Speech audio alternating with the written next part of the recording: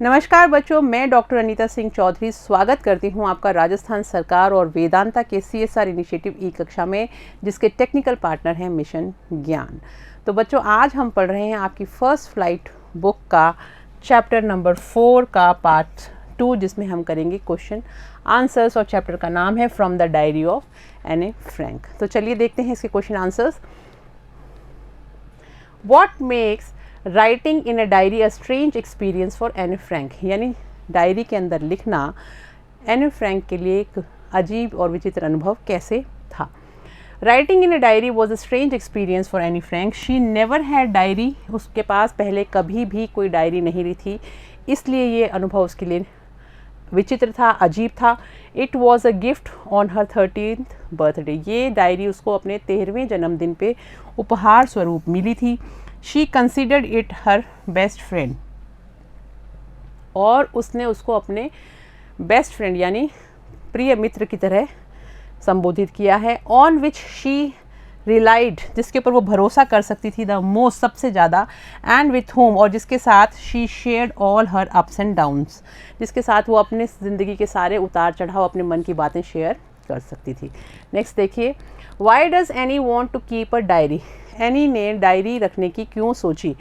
Any always feels lonely and distressed, so to get off all the burden and pain she wants to keep a diary in which she finds a true friend, as she has hardly any friends whom she could confide in।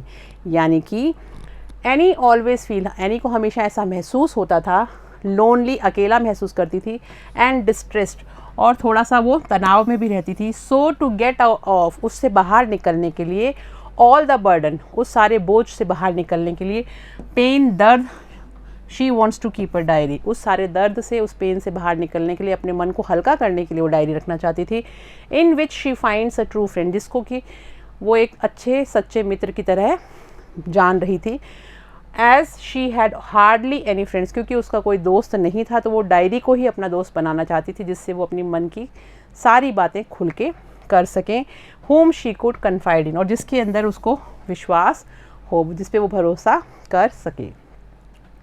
Why did Annie think she could confide more in her diary than in people? Any को ऐसा क्यों लगता है कि वो लोगों से ज़्यादा अपने डायरी के ऊपर विश्वास कर सकती है, उसको अपना हर चीज़ को शेयर करने वाला मान सकती है। Anne felt that paper had more patience than people, Anne को ऐसा लगता था कि जो पेपर होता है, जो कागज़ होता है, उसमें धैर्य बहुत ज़्यादा होता है, मनुष्यों से ज़्यादा, इंसानों से ज़्यादा, लोगों से ज़्यादा।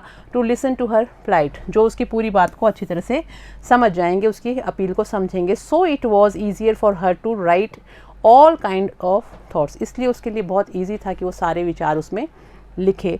विच she had in her mind, जो भी उसके दिमाग में चल रहे थे। Her personal diary was not meant for anyone else to read, उसकी जो पर्सनल डायरी थी, यानी जो पर्सनल वो होती है, जो खुद की ही होती है, आप किसी को दिखाते नहीं हो, वो किसी के भी पढ़ने के लिए अलाउड नहीं थी। नेक्स्ट देखते हैं, why does any provide a brief sketch of her life. अपनी डायरी में एनी ने अपने बारे में एक ब्रीफ स्केच, यानी एक छोटा सा पूरा स्केच कैसे बताया है कि वो कौन थी, क्या थी, क्यों बताया है।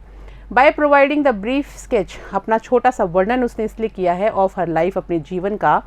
Any wants to give an overview of her family, ताकि वो बता सके कि वो अपने परिवार का एक ओवरव्यू दे सके, यानी पूरा बता सके कि उसके परिवार में कौन कौन लोग थे, किस तरह की वो फैमिली से बिलोंग करती थी, रिलेटिव्स, उसके रिश्तेदार कौन थे, एंड हर एज, और उसकी उम्र कितनी थी, यानी अपने बारे में छोटी मोटी जानकारी वो देना चाहती थी। This helps the reader to develop a connection with the author, ताकि पढ़ने वाला जो है वो लेखक के साथ एक कनेक्शन महसूस करे, एक जुड़ाव महसूस कर सके, उसको पता रहे कि वो जिस व्यक्ति की डायरी पढ़ रहे हैं, वो जो व्यक्ति है वो खुद पर्सनली किस टाइप का है, फिर उसके विचारों को वो पढ़ें। What tells us that any loved her grand mother, हमें कैसे पता चलता है कि एनी को अपनी दादी जी से बहुत प्यार था। Anne loved her with her grandmother for some times while her parents settle down in Holland, की एनी के जो पेरेंट्स कुछ समय के लिए हॉलैंड में सेटल हुए, तब वो अपनी दादी जी के साथ रही और वो उनको बहुत प्यार करती थी। She was very close to her grandmother, वो अपनी दादी माँ के बहुत करीब थी। She writes in her diary, वो अपनी डायरी में लिखती हैं। No one knows how often, कोई भी नहीं जानता कि किस तरह से। प्राय थिंक ऑफ हर, कि मैं उनके बारे में सोचती हूँ। एंड स्टिल लव हर, और मैं अभी भी उनको बहुत प्यार करती हूँ। ऑन हर 13th birthday by lightning up a candle for grandmother she showed her love for her, यानी अपने 13वें जन्मदिन पर उसने मोमबत्ती जला के अपनी दादी जी के नाम से उनको अपनी श्रद्धांजलि भी समर्पित करी और उनको याद भी किया। Why was mister casing annoyed with एने से मिस्टर केसिंग जो उनके टीचर थे वो नाराज़ क्यों थे। What did he ask her to do, और उन्होंने उसको क्या करने के लिए कहा। Mr Keesing was annoyed with Anne because she was very talkative, वो बहुत ज़्यादा बातूनी थी, इसलिए उसके टीचर मिस्टर केसिंग उससे नाराज़ थे। He punished her by giving her extra homework, उन्होंने उसको सज़ा दी अतिरिक्त गृह कार्य दे के। To write essays to keep her silent and the topics always related to her nature, और उन्होंने उसको निबंध लिखने के लिए दिया कि तुम कैसे शांत रह सकते हो, उसके बारे में निबंध लिखो, ताकि यही निबंध उसको बारी बारी रिपीट किया गया, यही टॉपिक उसको बारी बारी दिया गया, हमेशा रिलेटेड टू हर नेचर, क्योंकि ये उसके स्वभाव से मिलता था, क्योंकि वो बहुत ज़्यादा बातूनी थी। शोज़ हर लव फॉर हर, और ये दिखाते हैं कि वो उसको चाहते भी थे, उसको पसंद भी करते थे, बस वो थोड़ी बातूनी थी, लेकिन लड़की बहुत अच्छी थी। How did Anne justify her being a chatterbox in her essay, यानी कि जो निबंध एनी ने लिखा उसमें उसने क्या क्या कारण बताए जस्टिफाई करने के लिए, इसको प्रमाणित करने के लिए, जो चैटर बॉक्स यानी एक बातूनी के ऊपर जो टॉपिक लिखा उसको उसने कैसे बताया कि बच्चों का स्वभाव बातें करने का ही होता है। जस्टिफाई कैसे किया उसने।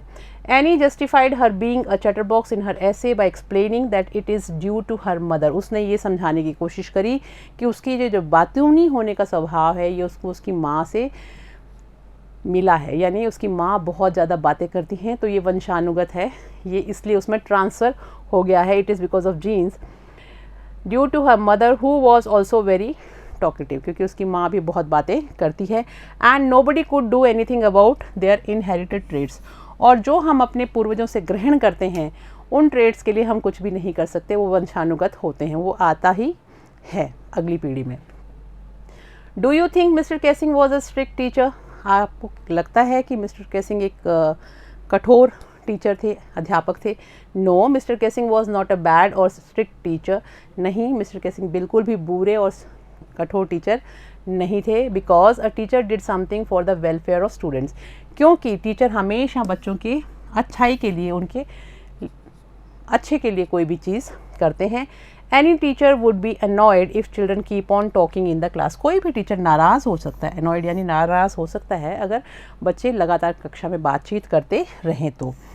सेकेंडली, दूसरी बात यह है कि if he had been strict he would not have laughed at Anne's funny arguments, और अगर वो उसके साथ बुरा व्यवहार करते या उसे नाराज़ होते या उसको डांटने वाले लहजे में होते तो वो कभी भी उसकी बात पर हंसते नहीं, उसको मजाक के रूप में नहीं लेते। What made mister casing allow any two talk in class, कि किस कारण से अब मिस्टर केसिंग ने एनी को कक्षा में बात करने के लिए अलाउ कर दिया, अनुमति दे दी।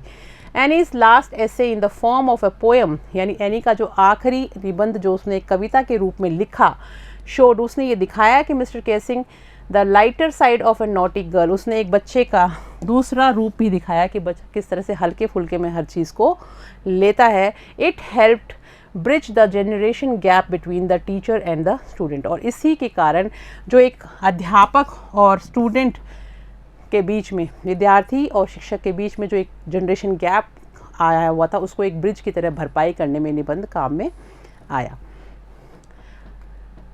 अब हम कुछ क्वेश्चंस करेंगे जो आपके टेक्स्ट बुक के क्वेश्चंस हैं।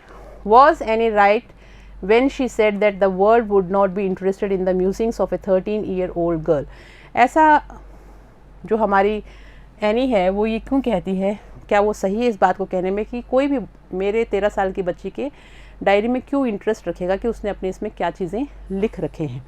Yes, any was right in saying so, हाँ बिल्कुल एनी ऐसा जो सोच रही है वो सही है। बिकॉज क्योंकि people are generally interested in, क्योंकि जो लोग हैं वो ज़्यादातर रुचि रखते हैं पढ़ने में, इन रीडिंग अबाउट ग्रेट मैन, महान लोगों के बारे में पढ़ने में रुचि रखते हैं। They not to be interested in a teenager's diary, एक युवावस्था की बच्ची की डायरी में वो इंटरेस्ट क्यों दिखाएंगे। तो उसका सोचना सही था कि उसकी डायरी को कौन पढ़ेगा। There are some examples of diary और journal entries in the before you read section, compare these with what Anne writes in her diary. यानी आपका ये जो चैप्टर है इसमें बिफोर यू रीड जो आपका एक पार्ट होता है उसमें कुछ चीज़ें दी गई हुई हैं, कुछ डायरी और जर्नल के बारे में लिखा हुआ है, एंट्रीज हैं उसकी, तो आप उसको देखिए और बताइए, कंपेयर कीजिए, compare these with Anne's diary, और उसको आप एनी की राइटिंग से कंपेयर कीजिए।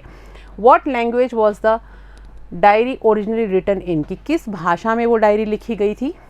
इन what way is Anne's diary different, और किस तरह से एनी की डायरी जो है बाकी डायरी से डिफरेंट मानी गई। Anne's diary was originally written in Dutch language, तो आप याद रखिएगा कि उसकी जो भाषा थी डायरी की वो थी डच भाषा में लिखी गई थी। It is in the form of a letter, और वो एक पत्र के रूप में लिखी गई थी। Has features of general also, जिसमें कि जनरल के कुछ आपको अंश भी देखने को मिलते हैं। Which describes feeling and thoughts, जो भावनाओं को और विचारों को भी व्यक्त करती है। तो जैसे कोई बड़ा व्यक्ति लिखता है उस तरह से बहुत संजीदगी से लिखी हुई ये डायरी थी। Why does Annie need to give a brief sketch about her family? Any को क्या ज़रूरत थी अपने परिवार के बारे में एक छोटा सा संक्षिप्त टिप्पणी करने में के लिए, जो उसने लिखी, बताना चाहा कि डायरी शुरू करने से पहले जो उसने लिखा था उसकी कहाँ ज़रूरत थी, क्यों लिखा उसने ऐसा। Does she treat Kitty as an insider or an outsider, Kitty जो उसने अपनी डायरी का नाम दिया था उसको उसने आंतरिक माना है या बाहरी माना है। Anne needs to give a brief sketch about her family, Anne को ज़रूरत पड़ी अपने परिवार के बारे में छोटा सा नोट लिखने की। बिकॉज शी थिंक्स, क्योंकि उसको ऐसा लगता था that no one can understand the word of her stories to her friend, कि कोई भी जो अपनी वो दोस्त को जो भी लिख रही है डायरी में लिख रही है वो नहीं समझ पाएगा किटी विदाउट इट, इसके बारे में वो नहीं समझ पाएगा जो भी उसने अपनी डायरी जिसको उसने नाम किटी दिया था उसमें लिखा। Kitty was name given to her diary, और किटी जो था वो नाम था जो उसने अपनी डायरी को दिया था क्योंकि वो उसको एक दोस्त के रूप में मानती थी। She treats Kitty as an insider, वो उसको अपना आंतरिक रूप ही मानती थी कि उसमें वो अपने मन की बात लिखती थी। She treats Kitty as close friend, उसको वो एक अपने बहुत ही घनिष्ठ मित्र के रूप में बताती है। एंड कन्फाइड्स इन हर, और उसमें भरोसा भी करती है, विश्वास भी करती है। To get all kinds of thing out of her chest, उस पर वो इतना ज़्यादा विश्वास करती है कि उसमें वो अपनी सब बातें लिख सकती है और अपने मन का बोझ हल्का कर सकती है। How does Anne feel about her father, her grandmother, Mr Kuperus and Mr Keesing, what do these tell you about her, यानी हाउ डज यानी कैसे जो एनी है वो महसूस करती है अपने पिता के बारे में, अपनी दादी जी के बारे में, मिस्टर क्यूपरस जो उसके टीचर हैं और मिस्टर केसिंग वो भी उसके टीचर हैं, उनके बारे में। What do these tell us about her, और इससे उसके व्यवहार के बारे में हमें क्या पता चलता है। Any feels her father was the most adorable person, अपने पिताजी के लिए वो कहती हैं कि वो दुनिया के सबसे ज़्यादा प्यार करने वाले पिता थे। हर ग्रैंड मदर वॉज अफेक्शनेट, उसकी जो ग्रैंड मदर थी वो बहुत ज़्यादा स्नेही थी। And Mr Kuperus was attach to her, और मिसेस क्यूपरस जो हैं वो उसके साथ जुड़ाव महसूस करती थी। And Mr Keesing was old fashion, और मिस्टर केसिंग जो थे वो पुराने फैशन के दिखाई देते थे। All this tell us about her that she was affectionate, intelligent and chatterbox, और इन सब चीज़ों से हमें पता चलता है कि वो बहुत ही प्यार करने वाली, बुद्धिमान और बहुत ज़्यादा बातें करने वाली यानी बातूनी लड़की थी। तो बच्चों हमने देखा कि ये जो क्वेश्चन आंसर्स हैं ये आपके यहाँ तक कंप्लीट हो चुके हैं। अब हम मिलेंगे नेक्स्ट क्लास में नेक्स्ट चैप्टर के साथ में, तब तक आप लोग पढ़ते रहिए। Thank you.